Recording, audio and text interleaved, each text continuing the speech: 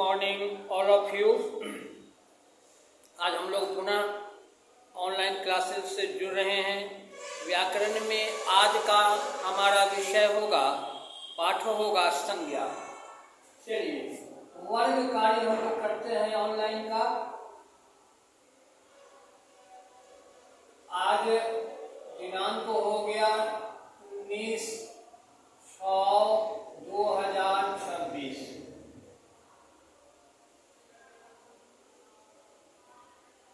वर्ग कार्य में है व्याकरण पाठ संज्ञा।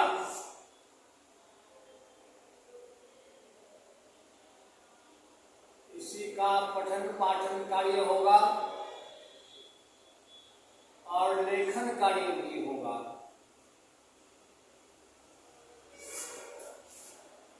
और जो अभी होगा उस वर्ग कार्य को आपको क्लियर करना है और याद करके लाना है।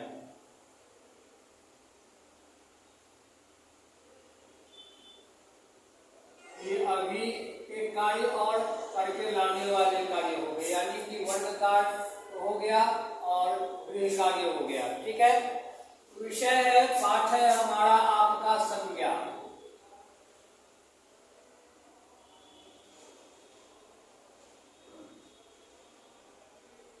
देखिए बच्चों, संज्ञा का अर्थ है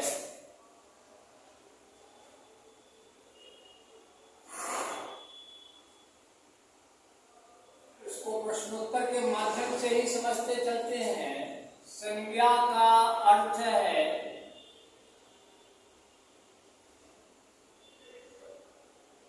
नाम।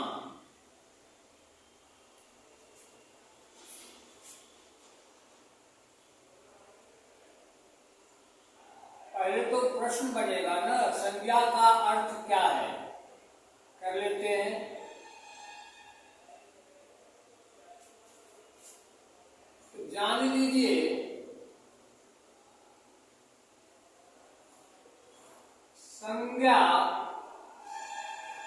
नाम वाले, संज्ञा नाम को कहते हैं। चलिए, चाहे संज्ञा का अर्थ है, अर्थ से क्वेश्चन बना है तो अर्थ ही लिखिए।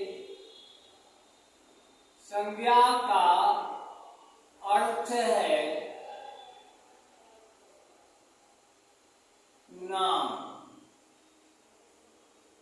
इतना पहले जान गए।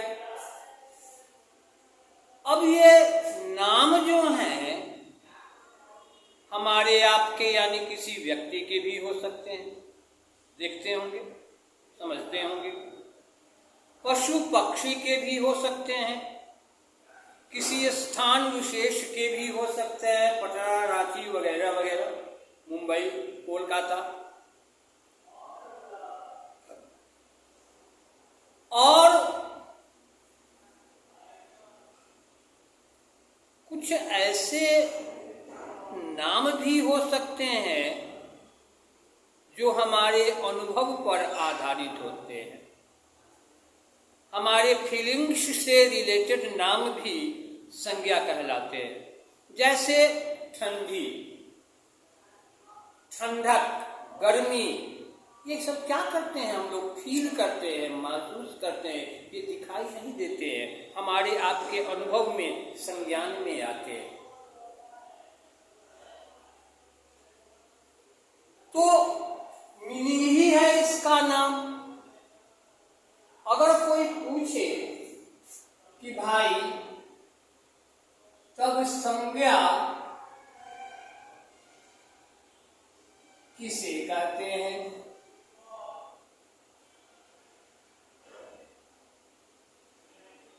और कहते हैं तो उदाहरण के साथ समझाइए, बताइए, सोदाहरण बताइए।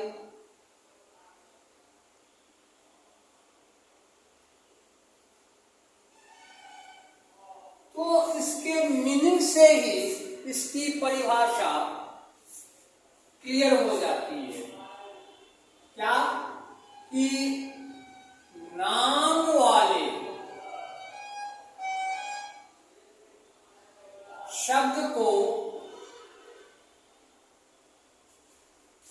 चाहे नाम वाले शब्द संज्ञा कहलाते हैं।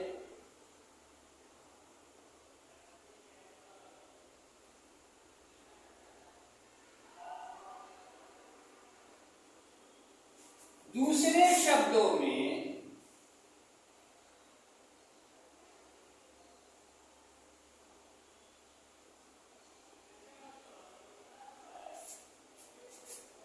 किसी, अब ये नाम मैंने कहा कि किसी का भी हो सकता है, जैसे व्यक्ति, वस्तु या स्थान या भाव, इन सबके नामों को या नाम को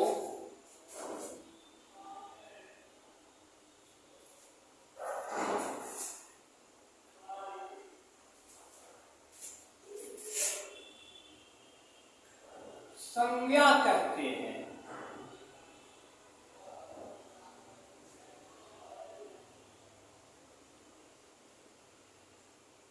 अब वो उदाहरण कह रहा है तो कुछ व्यक्ति का उदाहरण दे देते हैं, जैसे राम, श्याम, सीता, गीता इत्यादि कर दो। ढेर सारे व्यक्ति विशेष के नाम हो सकते हैं, तुलसीदास, कबीरदास हैं। अब वस्तु, कलम है जो हमारे आप से रिलेटेड है, कॉपी है, किताब है, टेबल है, कुर्सी है, बहुत से वस्तु है इत्यादि कर लीजिए।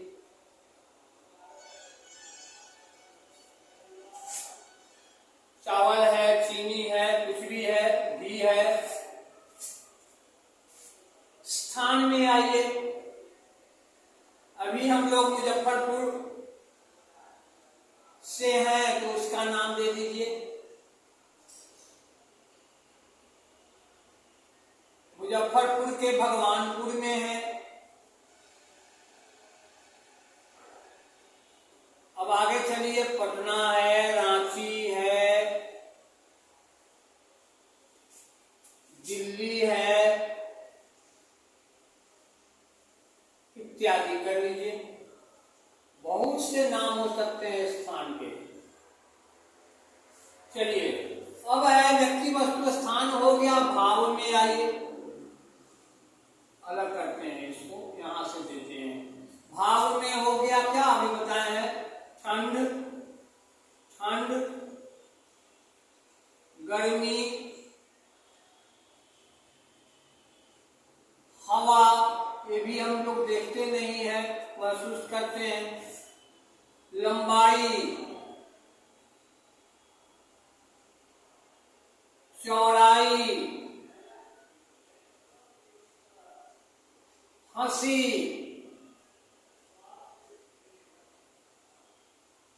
रुलाई इत्यादि कर लीजिए।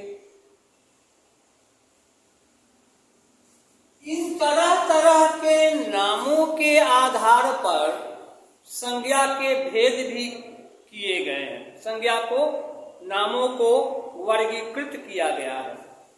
इन सब के आधार पर संज्ञा के भेद को अब हम लोग समझते हैं। संज्ञा के कितने एवं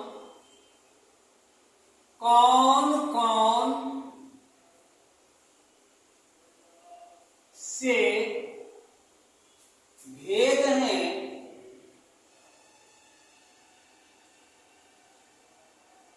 सोदाहरण समझाएं।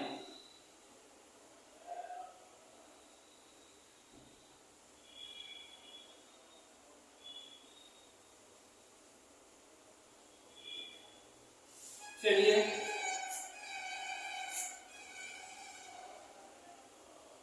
देखिए बच्चों, संज्ञा के भेद में कुछ एक लोग या कुछ एक वैयाकरणिक 5 भेद बदलाते हैं, 5 भेद बदलाते हैं। लेकिन जान लीजिए, संज्ञा के 5 भेद नहीं हैं। संज्ञा के मुख्यतः 3 ही भेद किए गए हैं। मैं लिखता हूं यहां पर, संज्ञा के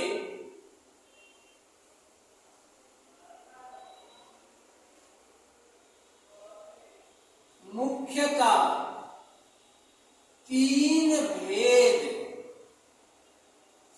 किए गए हैं।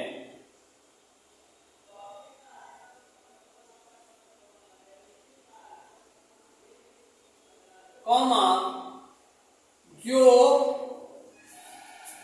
सोदाहरण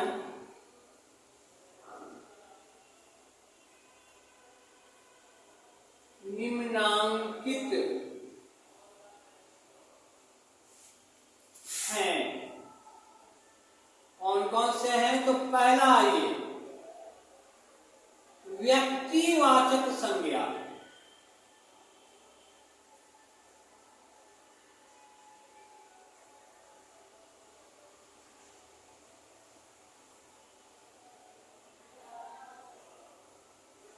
देखिए, नाम तो ढेर सारे हैं, लेकिन कुछ नाम होते हैं खास।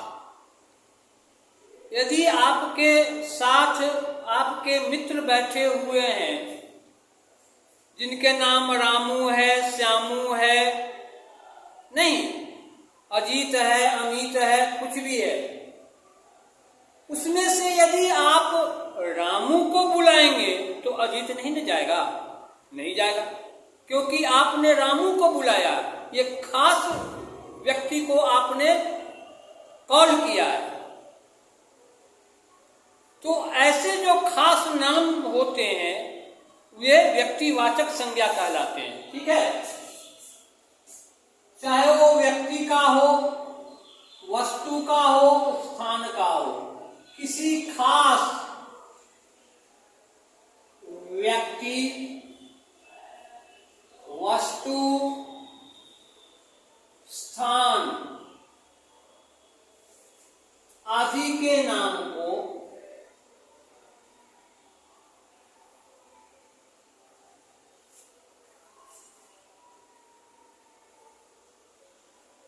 व्यक्तिवाचक संज्ञा कहते हैं।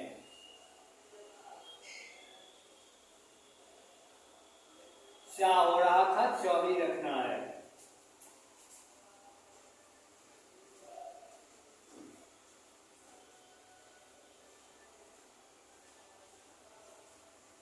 जैसे रामू, श्यामू और भी नाम हो सकते हैं। ठीक है, अब हम लोग यहां दिख रहा है या नहीं?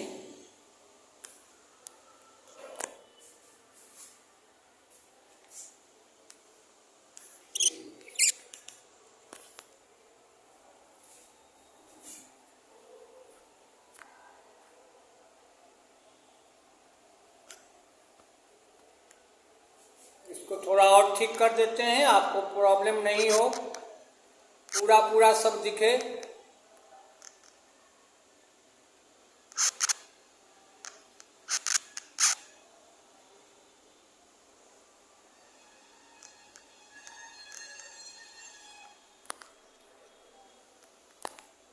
चलिए,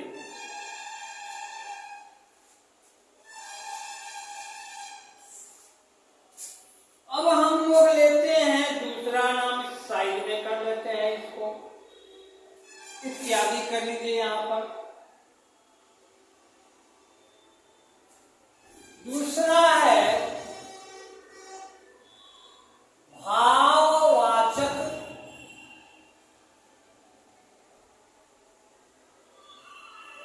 संज्ञा।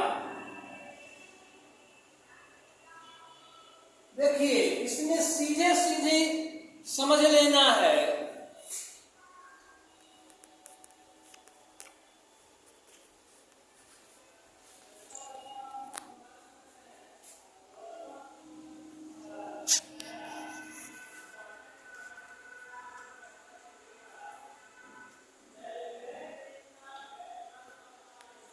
अच्छा, इसको बाद में भी कर लिया जाएगा, तब तक इधर देखिए, उधर का तो आप देख चुके हैं, इधर देखते हैं फिर, ठीक है ना। भाववाचक संज्ञा, इसमें सीधे सीधे जान लीजिए कि अनुभव आधारित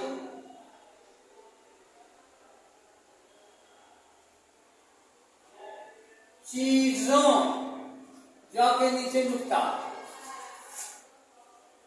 के नाम भाववाचक संज्ञा कहलाते हैं। भाववाचक संज्ञा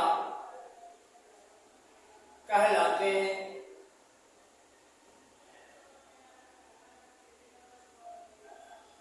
जैसे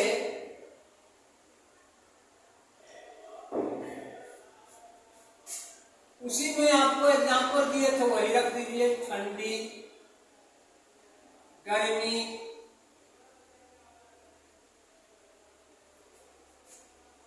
ये गुण दोष आदि से भी संबंधित नाम हो सकते हैं।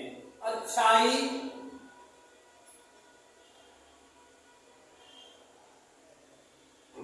इत्यादि कर दो। अच्छाई शब्द भी संज्ञा के रूप में प्रयुक्त हो सकता है। आप सोचेंगे भाई कैसे, तो एक वाक्य में बतलाता हूं। अच्छाई अपनाओ, अच्छाई को अपनाओ, तो ये नाम है, कोई अनुभव आधारित चीज है महसूस करने की, जिसको अपनाने के लिए कहा जा रहा है। तो ये संज्ञा के रूप में प्रयुक्त हुआ ना इस वाक्य में, इसलिए ये भी संज्ञा है, ठीक है। अब चलिए तीसरा, जातिवाचक संज्ञा।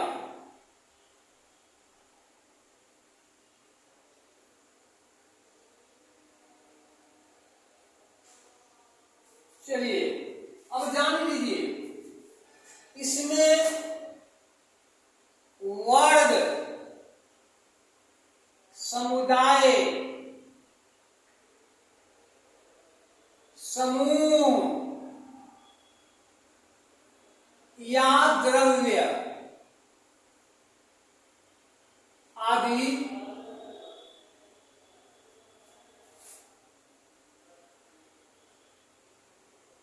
चीजों के नाम को जातिवाचक संज्ञा कहते हैं, चाहे ये जातिवाचक संज्ञा के अंतर्गत आते हैं।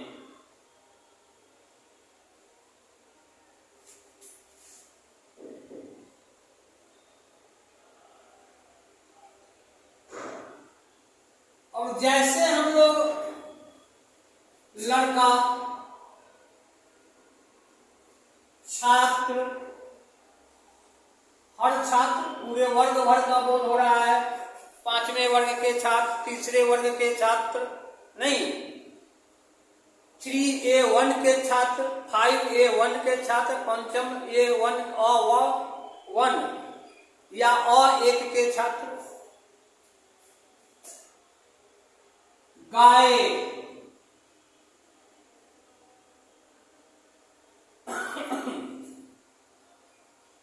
सेना,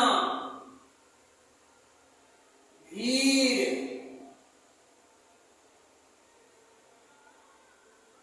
सोना,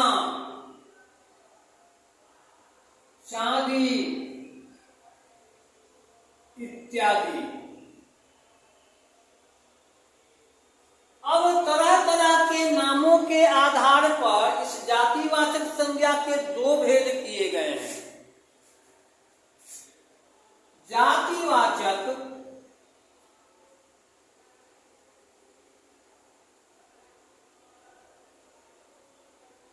संज्ञा के दो भेद किए गए हैं।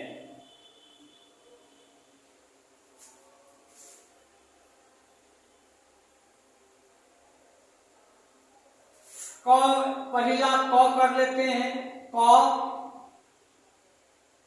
समूह वाचक संज्ञा,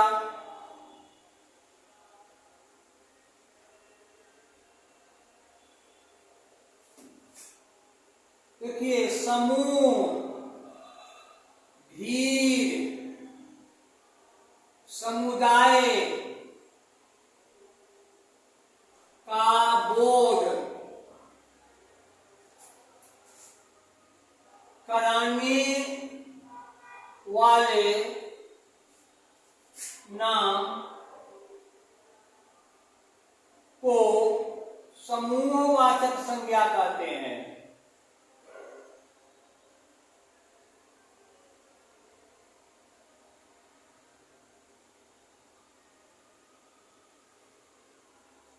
जैसे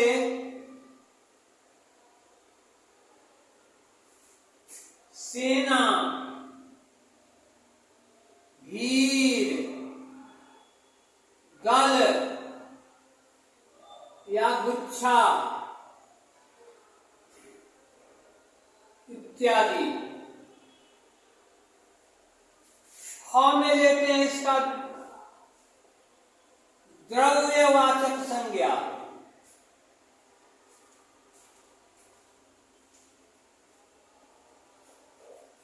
देखिए नाप तौल आधारित, नाप तौल आधारित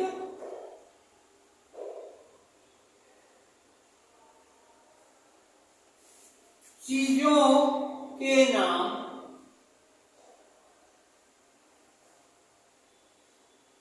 द्रव्यवाचक संज्ञा कहलाते हैं। जैसे कपड़ा, ये आप तौलते होंगे? नहीं, कपड़ा आप तौलते हैं?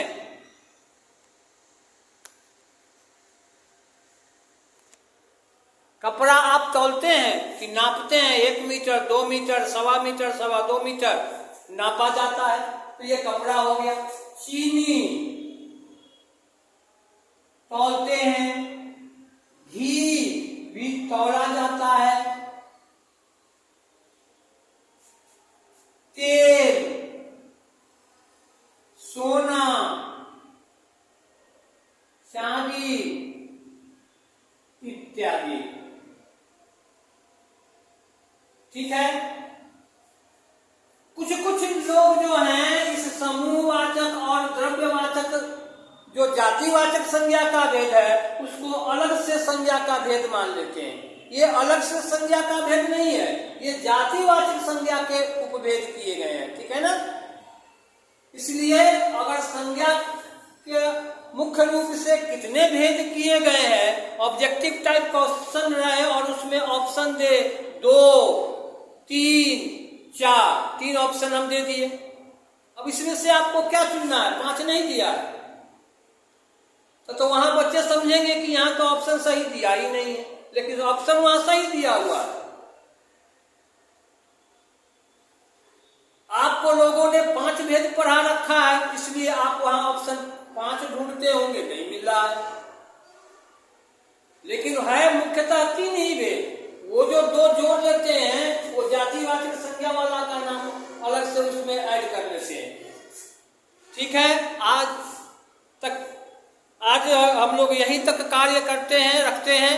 फिर अगले क्लासेज में हमारी आपकी मुलाकात होगी।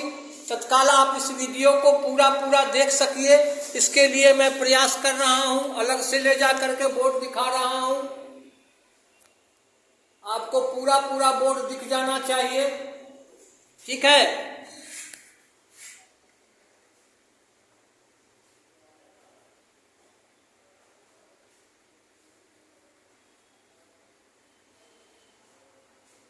अब आपको ये पूरा बोर्ड दिख रहा है। आप इसका स्क्रीनशॉट ले लेंगे और आसानी से लिख लेंगे। Thank you. Bye all of you. आज हम लोग इतना ही पर समाप्त करते हैं क्लास को, फिर मिलेंगे।